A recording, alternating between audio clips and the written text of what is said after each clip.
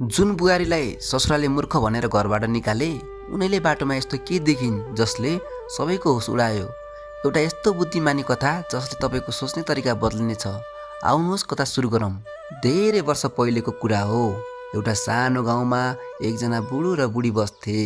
धेरै वर्षपछि उनीहरूलाई एउटा छोरा जन्मियो। उनीहरूले छोराको नाम बलराम राखे। समय बित्दै गयो। बलराम जवान भएपछि उसका बुबा आमाले धुमधामका साथ उसको बिहे गरिदिए। बुहारी निकै राम्री थिइन्। यस्तो राम्री बुहारी पाएकोमा बुढाबुढी दुवै खुसी थिए। तर उनीहरूलाई एउटा कुरा मनमा लागिरहेको थियो, बुहारी त राम्री छे, तर उसको बानी र बुद्धि कस्तो होला।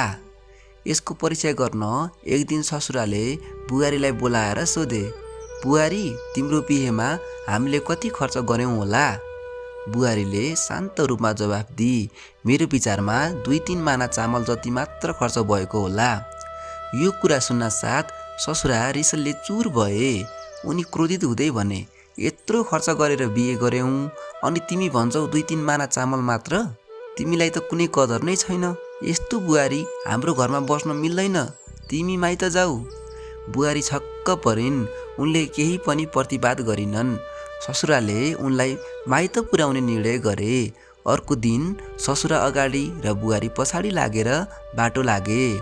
हिँड्दै जाँदा उनीहरूले एउटा मलामी भेटे। बुहारी अलि अगाडि गएर सोधिन्, यो लास एउटा मानिसको हो कि 100 जनाको? यो कुरा सुनेर ससुरा मनमनै अचम्ममा परे। कस्तो मूर्खी बुहारी, एउटा लास देख्दा पनि यस्तो प्रश्न गर्छे। तर उनले केही बोलेनन्। अलि अगाडि जाँदा खेतमा किसानहरू अन्न काट्दै थिए। बुहारीले फेरि सोधिन्, बा यो अन्न गएको सालको हो कि यसै सालको? ससुरा फेरि वाक्क भए, तर यसपटक पनि चुपचाप अघि बढे। ससुरा र बुहारी बाटो लागिरहे। केही पर पुगेपछि उनीहरूले जङ्गल नजिकैबाट स्याल कराएको आवाज सुने। ससुराले त्यो आवाजलाई खासै ध्यान दिएनन्, तर बुहारी भने अलि सोचमा परिन्। उनी मनमा नै बुझ्दै थिइन्, यो स्यालले केही सङ्केत गरिरहेको छ। यहाँ कतै कुनै लास गाडिएको छ र त्यससँग केही मूल्यवान वस्तु पनि हुन सक्छ। यस्तो सोचेर बुहारीले केही उपाय खोज्न थालिन्।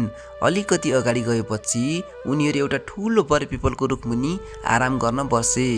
थाकेका कारण ससुरालाई चाँडै नै निद्रा लाग्यो। यही मौका छोपी बुहारी चुपचाप उठिन् र स्याल कराएको ठाउँतिर गइन्। त्यहाँ पुगेपछि उनले जमिन खन्न थालिन्। केही बेर खनेपछि उनले साँच्चै एउटा लास भेटिन्। त्यससँगै उनले एउटा औँठी पनि भेटिन्। बुहारीले त्यो औँठी निकालिन् र लासलाई फेरि छोपिन्। त्यसपछि उनी फर्केर ससुरासँग आइन्। केही बेरपछि ससुराको निद्रा खुल्यो। उनले बुहारीलाई लास नजिकै बसेको देखेर मनमनै डराए। यो कस्तो बुहारी रहेछ, लाससँग पनि नडराई बस्न सक्छे। उनी झन बुहारीप्रति शङ्का गर्न थाले। त्यसपछि उनीहरू फेरि बाटो लागे। हिँड्दै जाँदा साँझ पर्न लाग्यो, त्यसैले उनीहरू त्यही बास बसे। भोलिपल्ट बिहान फेरि यात्रा सुरु भयो।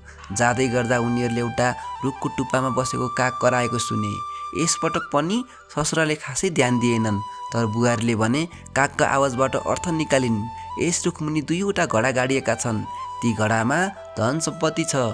बुहारीले तुरुन्तै त्यो ठाउँ खन्न थालिन्।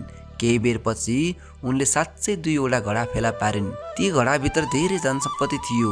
यो देखेर ससुरा अचम्ममा परे। उनी सोच्न थाले, मैले त यो बुहारीलाई मूर्ख ठानेको थिएँ, तर यो त अत्यन्त बुद्धिमती रहेछ। बुहारीले ससुरालाई सबै कुरा खुलाइन्, स्याल र कागको आवाजको अर्थ कसरी बुझिन् भनेर। अब ससुराको सोच पूर्ण रूपमा बदलिन थाल्यो। धन सम्पत्ति फेला परेपछि ससुराको मनमा ठुलो परिवर्तन आयो। अब उनी बुहारीलाई माइत पठाउने सोच त्यागेर उसलाई लिएर घरतर्फ फर्किन लागे। तर ससुराको मनमा अझै केही जिज्ञासा बाँकी थियो। उनीहरूले बाटोमा हिँड्दै गर्दा बुहारीलाई सोधे, बुहारी तिमीले लास देख्दा एउटा हो कि 100वटा हो भनेर किन सोधेको?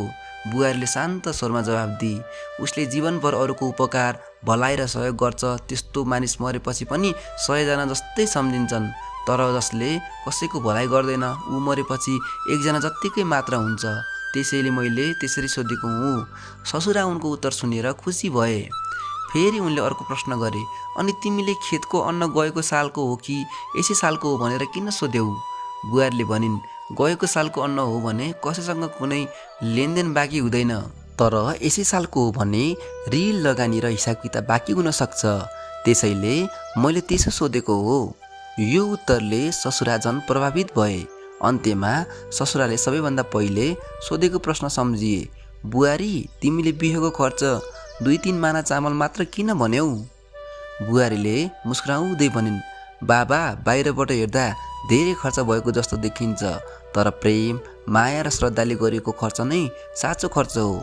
त्यो साँचो खर्च त 2-3 माना चामल जत्तिकै मात्र हो, बाँकी त देखावटी मात्र हो। यो कुरा सुन्न साथ ससुरा अत्यन्तै खुसी भए।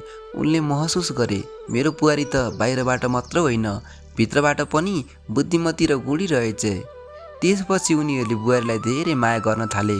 घरका सबै जिम्मेवारी पनि बुहारीलाई सुम्पिए र उनीहरू सुख शान्तिसँग बस्न थाले। साथीहरू, हजुरहरूलाई यो कथा कस्तो लाग्यो? यदि यस्तै कथाहरू सुन्न मनपर्छ भने हाम्रो युट्युब च्यानल कथाको गुफालाई लाइक, कमेन्ट, सब्सक्राइब र सेयर गर्न नबिर्सिनुहोस्। फेरि भेटौँ अरू कथा लिएर कथाको गुफाबाट।